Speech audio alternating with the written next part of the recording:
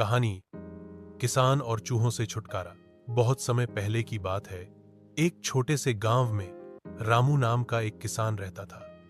रामू बहुत मेहनती और ईमानदार किसान था। वह दिन रात अपने खेतों में मेहनत करता था और बड़ी लगन से फसल उगाता था। रामू की फसलें हमेशा अच्छी होती थीं और गांव के लोग उसकी खेती की बहुत तारीफ करते थे।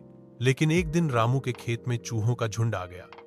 पहले तो रामू ने ध्यान नहीं दिया, लेकिन धीरे धीरे चूहे पूरे खेत में फैल गए।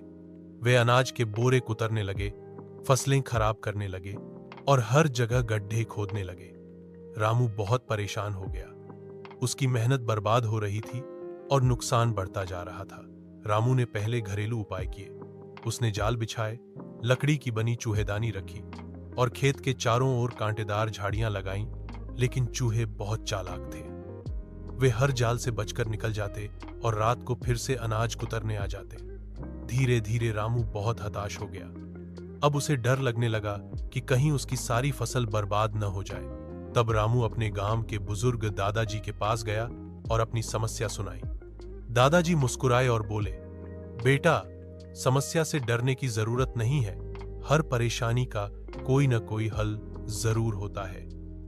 तुम अपने खेत में एक बिल्ली पाल लो। बिल्ली से चूहे डरते हैं और वे खेत छोड़कर भाग जाएंगे। रामू को दादाजी की बात पसंद आई। वह अगले दिन बाजार से एक छोटी सी चालाक बिल्ली ले आया और उसका नाम रखा मिनी।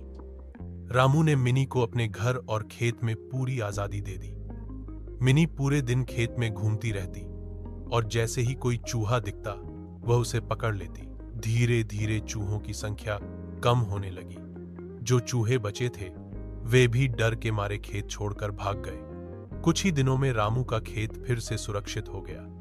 अब उसकी फसलें फिर से हरी भरी लहराने लगी। रामू बहुत खुश हुआ और उसने मिनी का बहुत अच्छे से ख्याल रखा। रामू ने इस घटना से एक महत्वपूर्ण सीख ली।